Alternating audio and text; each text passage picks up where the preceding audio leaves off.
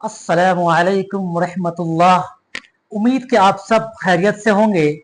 एक बार फिर जहांगीर सर आप तमाम लोगों को अलिफ लाम मीम चैनल पर तहे दिल से इस्तकबाल करते हैं।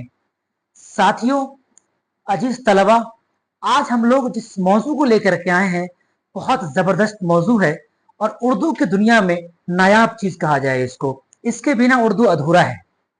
हम लोग आज 12वीं क्लास के जो चैप्टर है दास्तान बागो बहार, हम इसको लेकर के आए हैं। लेकिन बागो बहार जो मीर अमन दहलवी की लिखी हुई है, हम लोग इससे पहले चूंकि इस जो जो चैप्टर है इसको हमने लगभग 3 पार्ट में बांटा है।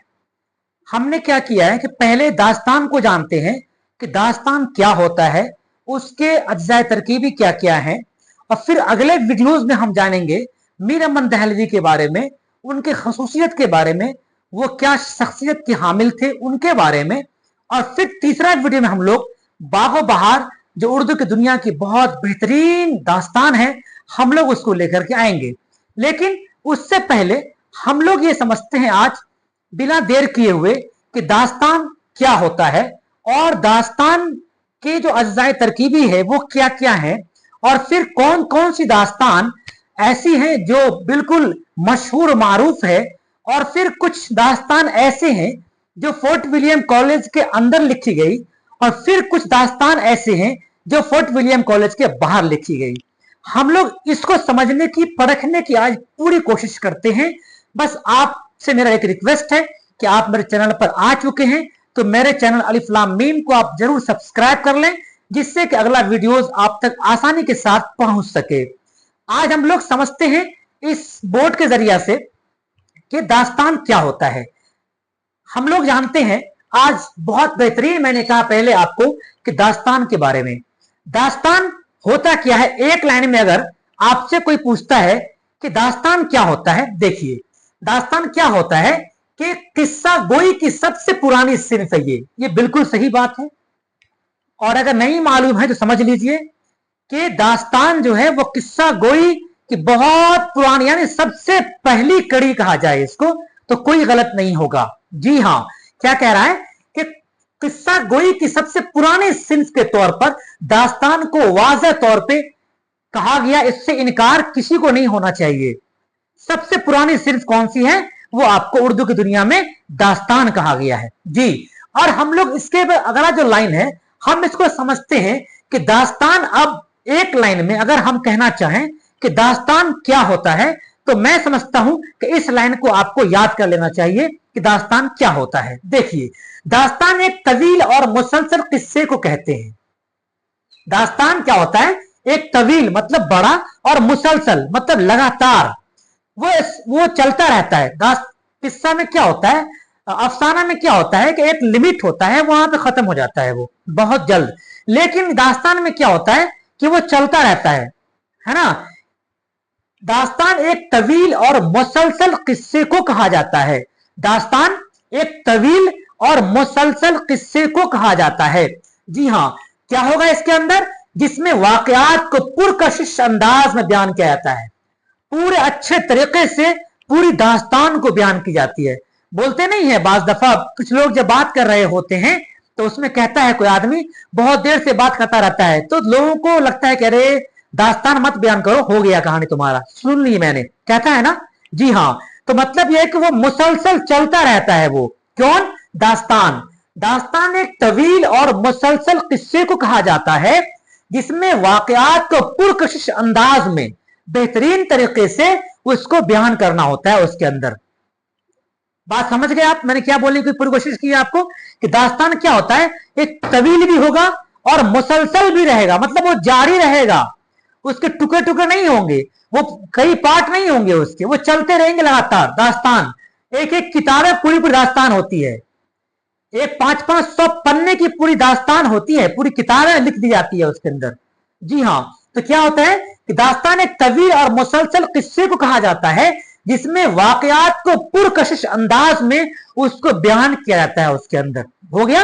अब आइए, अब हम समझते हैं कि दास्तान के अज्जाए तरकीबी क्या क्या होना चाहिए, क्या क्या चीजें हैं इसके अंदर, क्या क्या चीज इसके अंदर बयान किया जाता है, वो समझने की पूरी कोशिश करते हैं हम लोग। देखिए अज्जाए तरकीबी किसकी, दास्तान की। सबसे पहला होगा मरकजी कहानी के टॉपिक क्या है जी, उसका हेडिंग क्या है।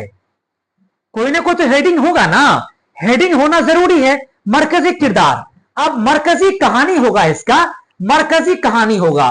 क्या होगा, इसके अंदर कोई एक, या तो इश्क होगा, या जंग होगा, या फिर कोई मजहब होगा। नहीं तो ये कोई ना कोई एक हेडलाइन होगा, टॉपिक होगा किसका, दास्तान का। इसका इसी के बारे में कहा गया है कि ये क्या है, मरकजी कहानी होगा। क्या होगा, ये मरकजी कहानी होगा।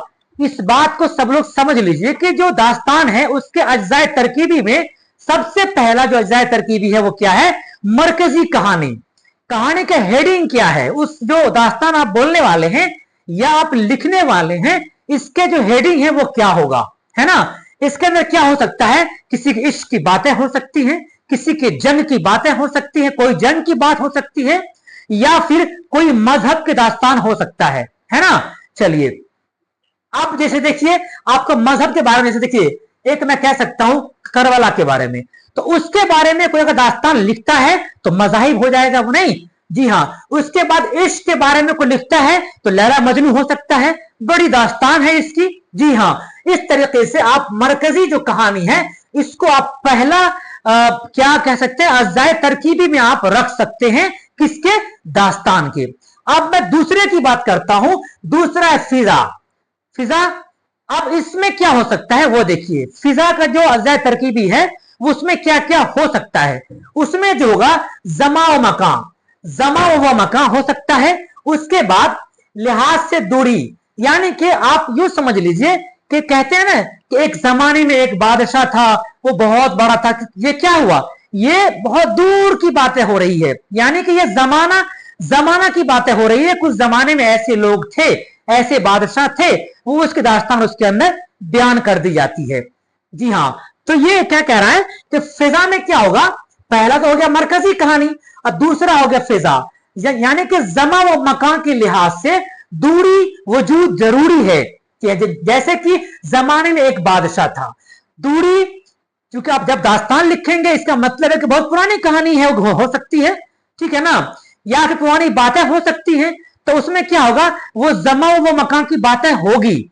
एक जमाने में एक बादशाह था, तो क्या हुआ, ये कह रहा है कि ये फिजाइया में चला जाएगा, फिजा के अंदर, जी। और तीसरा जब मरकजी किरदार की बात आती है, हम उसमें कह सकते हैं किरदार। उसमें किरदार कौन कौन सा हो सकता है, किरदार बहुत जरूरी है। कोई आदमी दास्तान लिख रहा है और उसका किरदार नहीं होगा, ये हो ही नहीं सकता है। उसका किरदार बहुत जरूरी है उसके अंदर होना।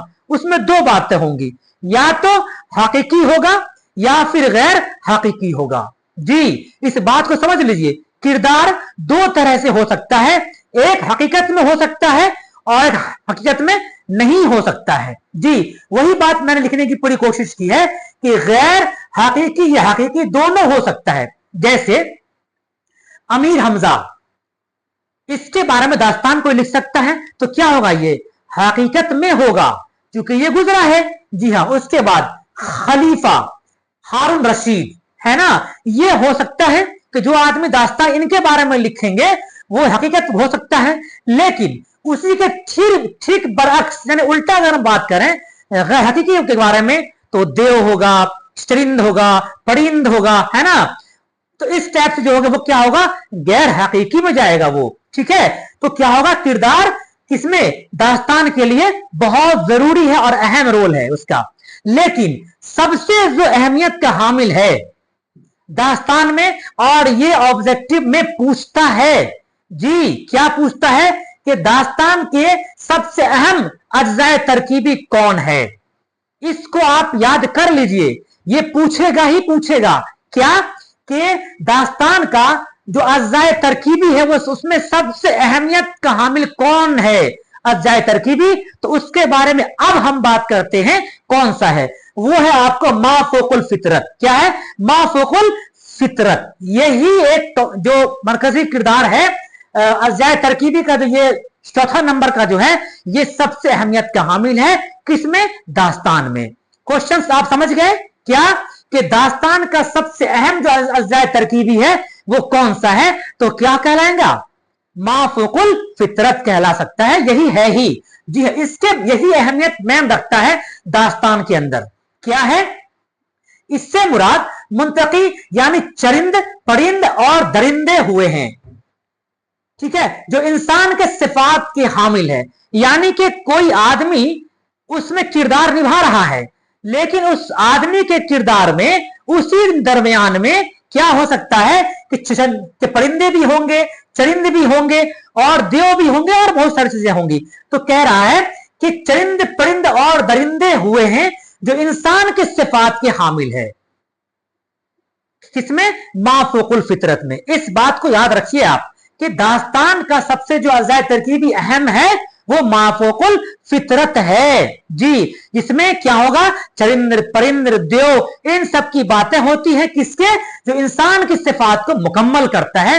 वो पूरी कहानी को वो बिल्कुल समेट करके ला के रख देता है और उसके अंदर ट्विस्ट डाल देता है। वो सिर्फ एक इंसान के बारे में कोई अगर लिखना चाहता है तो लिखता तो है, लेकिन जब इसमें क्या होता है कि ये सब चीजें जब आ जाती हैं तो पूरे तरीके से वो एक अच्छा सा दास्तान बन जाता है जी। फिर सुनने वाले को या सुनाने वाले को या पढ़ने वाले को उसमें और मजा आने लगता है। किसके अंदर? माफूकुल फितरत के अंदर। चलिए अब हम लोग थोड़ा सा जानते हैं कि दास्तान जब पढ़ रहे हैं तो दास्तान के बारे में जानते हैं कि उर्दू की दुनिया में सबसे पहला दास्तान कौन सा है? याद है आपको? बता सकते हैं? बताइए, आप हिम्मत कीजिए। आपके किताब में, आपके निसाब में, आपके सिलेबस में है, इसलिए मैंने पूछा आपसे। जी हां, चलिए कोई बात नहीं है। अब मैं बता रहा हूं आपको कि उर्दू की दुनिया में सबसे पहला दास्तान, ये क्वेश्चन आपको ऑब्जेक्टिव में आना है। अभी एग्जाम्स आने वाले हैं, आप देख लीजिएगा, ये क्वेश्चन जरूर आएगा, मेरे ख्याल से आना चाहिए और बोर्ड के एग्जाम में तो आएगा ही आएगा। जी हां, लगभग 99% कह रहा हूं आएगा। क्या आएगा? कि दास्तान, सबसे पहली दास्तान कौन सी है और किसकी लिखी हुई है? देखिए, सबसे जो पहली दास्तान है वो है सबरस। क्या है? सबरस। क्या है? सबरस। बोलिए, क्या? सबरस। क्या? सबरस। क्या है? सबरस। क्या है? सबरस। अब ये किसकी लिखी हुई है? ये मुल्ला वजही की लिखी हुई है। किसकी? मुल्ला वजही की लिखी हुई ये सबसे पहली दास्तान है। आपको याद कराना मेरी जिम्मेदारी है, बस आप बने रहिए और मैं जब आपको कह रहा हूं तो आप भी उस बात को दोहराइए। सबसे पहली दास्तान बताइए कौन है? सबरस। बहुत बढ़िया। किसकी लिखी हुई? बताइए। हाँ, बिल्कुल सही कहा आपने, मुल्ला वजही की लिखी हुई है। और ये कब लिखी गई? 1632 में। कब लिखी गई? 1632 में मुकम्मल हुआ। कौन सी? सबरस। किसकी लिखी हुई? मुल्ला वजही की लिखी हुई। बहुत बढ़िया। चलिए उस अगला देखिए, महर अफरोज दिलबर। महर अफरोज दिलबर। महर अफरोज दिलबर, ये किसकी लिखी हुई है? ये है ईसवी खान की लिखी हुई। किसकी लिखी हुई है? ईसवी खान की लिखी हुई है। कौन सी दास्तान? महर अफरोज दिलबर। महर अफरोज दिलबर किसकी लिखी हुई? ईसवी खान की लिखी हुई है। दो याद हुआ, सबरस, मुल्ला वजही। जी हां, सबरस, मुल्ला वजही का। और दूसरा क्या मैंने कहा आपको? महर अफरोज दिलबर, ईसवी खान की लिखी हुई है। और तीसरा जो मैंने कहा है, नौ तर्ज मुरस्सा। नौ तर्ज मुरस्सा, क्या कहा मैंने? नौ तर्ज मुरस्सा। आप 12वीं क्लास के हैं, आप 9वीं में नहीं पढ़ते हैं, 8वीं में नहीं है, मैट्रिक में नहीं है, आपको बहुत तह तक जाना पड़ेगा। जी हां, नौ तर्ज मुरस्सा किसकी लिखी हुई है? ये अता हुसैन खान तहसीन की लिखी हुई है। किसकी? नौ तर्ज मुरस्सा किसकी लिखी हुई है? अता हुसैन खान तहसीन की लिखी हुई है। ये कौन सी दास्तान है? ये बहुत ही बेहतरीन दास्तान है ये 3-4 जी उर्दू की दुनिया में। और एक है अजायबुल कसस। क्या है? अजायबुल कसस। अजायबुल कसस। अजायबुल कसस ये किसकी लिखी हुई है? अजायबुल कसस किसकी? शाह आलम सानी की लिखी हुई है। शाह आलम सानी की। यही 4 जो स्तंभ कहा जाए इसको, दास्तान उर्दू की दुनिया में बहुत जबरदस्त है। और क्वेश्चंस भी जो आते हैं ना, इसी 4-5 में से ही पूछ देता है जी कि ये किसकी लिखी हुई है या ये कब लिखी गई है ना। तो मैंने अभी पढ़ाया आपको ये सबरस किसकी लिखी हुई? मुल्ला वजही की। 1632 में मुकम्मल हुआ। उसके बाद महर अफरोज दिलबर, कौन सा? महर अफरोज दिलबर, ये किसकी लिखी हुई है? ईसवी खान की लिखी हुई है। उसके बाद है तीसरा नौ तर्ज मुरस्सा, किसकी लिखी हुई? अता हुसैन खान तहसीन। मैंने कहा ना आपको याद करा दूंगा मैं यहीं पर, बस बने रहिए आप। उसके बाद है अजायबुल कसस, अजायबुल कसस किसकी लिखी हुई? ये आपको शाह आलम सानी की लिखी हुई है। ये चंद जो दास्तान है ना, ये बहुत अहमियत का हामिल रखता है दास्तान की दुनिया में। अब हम लोग थोड़ा सा और चीज समझते हैं कि ऐसी कौन सी दास्तान है, क्योंकि फोर्ट विलियम कॉलेज में दास्तान लिखी गई है ना, उससे पहले यानी फोर्ट विलियम कॉलेज के अंदर कौन कौन दास्तान लिखी गई, और फिर फोर्ट विलियम कॉलेज के बाहर कौन कौन दास्तान लिखी गई। ये क्वेश्चंस आते हैं बिहार बोर्ड में, और कंपटीशन में तो आते ही आते हैं कि फोर्ट विलियम कॉलेज के अंदर कौन सी दास्तान लिखी गई और फोर्ट विलियम कॉलेज के बाहर कौन कौन सी दास्तान लिखी गई। हम लोग इसके बारे में जानने की पूरी कोशिश करते हैं। इससे आगे हम लोग समझते हैं अब कि दास्तान जो फोर्ट विलियम कॉलेज के बाहर है कौन सा है और अंदर में कौन सा। लेकिन इस चार को आपको याद रख लीजिए, सबरस, उसके बाद महर अफरोज दिलबर, नौ तर्ज मुरस्सा और अजायबुल कसस, ये चार बहुत ही बेहतरीन दास्तान है उर्दू की दुनिया में, इसको याद रखने की जरूरत है। और फिर हम लोग अभी जानते हैं, इससे आगे हम लोग जानते हैं, अब थोड़ा सा और टाइम लेंगे आपसे कि जो और भी दास्तान है फोर्ट विलियम कॉलेज के बाहर कौन कौन से हैं और अंदर कौन कौन से हैं, हम लोग इसके बारे में जानने की पूरी कोशिश करते हैं। मैं ये कह रहा था कि दास्तान में कुछ दास्तान ऐसे हैं जो फोर्ट विलियम कॉलेज के बाहर लिखी गई, और फिर मैं ये कह रहा था कि कुछ दास्तान है जो फोर्ट विलियम के अंदर लिखी गई। हम लोग इसी को थोड़ा सा जानते हैं आप ही के निसाब के अकॉर्डिंग, क्योंकि हम, हालांकि ये बहुत सारे हैं लेकिन जो आपके निसाब में है हम उसी को अलग अलग करने की कोशिश कर रहे हैं, जिससे कि आपको बहुत भारी भी नजर ना आए। जी, दास्तान क्या है? मैंने कहा आपको कि फोर्ट विलियम कॉलेज के अंदर और फोर्ट विलियम कॉलेज के बाहर कुछ ऐसे दास्तान है जो फोर्ट विलियम कॉलेज के अंदर लिखे गए, और कुछ जो दास्तान है वो फोर्ट विलियम कॉलेज के बाहर लिखे गए। देखिए, सबसे पहला क्या है कि बागो बहार। क्या है? बागो बहार। ये कहां लिखा गया? बागो बहार जो है ना, बागो बहार ये किसकी लिखी हुई? मीर अहमद दहलवी की लिखी हुई, मीर अहमद दहलवी की लिखी हुई। क्या है? बागो बहार। क्या है? कौन सा? बागो बहार। बागो बहार, बागो बहार मीर अहमद दहलवी की लिखी हुई। क्या है? ये आपका क्या है? ये फोर्ट विलियम कॉलेज के अंदर लिखा गया है। कौन सा? बागो बहार। उसके बाद आराइश महफिल, दूसरा क्या है? आराइश महफिल। दूसरा क्या है? आराइश महफिल। ये जो है ना, ये आपकी लिखी हुई है हैदर बख्श हैदरी की लिखी हुई है। किसकी लिखी हुई है? हैदर बख्श हैदरी की लिखी हुई है। हैदर बख्श हैदरी की लिखी हुई क्या है? आराइश महफिल। ये दूसरा दास्तान है जो फोर्ट विलियम कॉलेज के अंदर लिखी गई। पहला क्या मैं कह रहा हूं आपको? बागो बहार। उसके बाद एक और है नस्र बेनजीर। नस्र बेनजीर ये तीसरा है। ये जो कहां लिखा गया था? फोर्ट विलियम कॉलेज के अंदर लिखा गया था। कौन कौन सा? बागो बहार। ये ऑब्जेक्टिव भी आता है और सब्जेक्टिव भी आता है कि कौन कौन से कोई दो फोर्ट विलियम कॉलेज के अंदर लिखे गए दास्तान का नाम लिखा जाए। तो वहां पर आपको मालूम होना चाहिए कि फोर्ट विलियम कॉलेज के अंदर जो लिखा गया दास्तान था उसमें एक बागो बहार भी शामिल है और आराइश महफिल भी शामिल है और नस्र बेनजीर। ये सब क्या है? ये सब दास्तान है, याद रखने की जरूरत है। आराइश महफिल किसकी लिखी हुई? हैदर बख्श हैदरी की लिखी हुई है, और नस्र बेनजीर निहाल चंद्र लाहौरी की लिखी हुई है। और अगर इसकी हम बात करेंगे कि फोर्ट विलियम कॉलेज के बाहर कौन लिखा गया दास्तान लिखा गया, तो देखिए रानी केतकी की कहानी क्या है? ये किसकी लिखी हुई? इंशाउल्लाह खां इंशा की लिखी हुई है। रानी केतकी की कहानी। क्या? रानी केतकी की कहानी किसकी लिखी हुई है? इंशाउल्लाह खां इंशा की लिखी हुई है। उसके बाद है किस्से अजायब। क्या है? किस्से अजायब। ये भी एक दास्तान है और ये किसकी लिखी हुई है? ये अजमतुल्लाह न्याज की लिखी हुई है। किसकी लिखी हुई है? अजमतुल्लाह न्याज की। क्या चीज? किस्से अजायब। उसके बाद है फसाना अजायब। ये बड़ा मशहूर है। एक ये बागो बहार और एक फसाना अजायब और एक रानी केतकी की कहानी। ये तीन चार जो बहुत फेमस है, इसलिए इसको याद रख ही लीजिएगा ध्यान से कि फसाना अजायब यह किसकी लिखी हुई है? रज्जब अली बैग सरूर की लिखी, किसकी लिखी हुई है?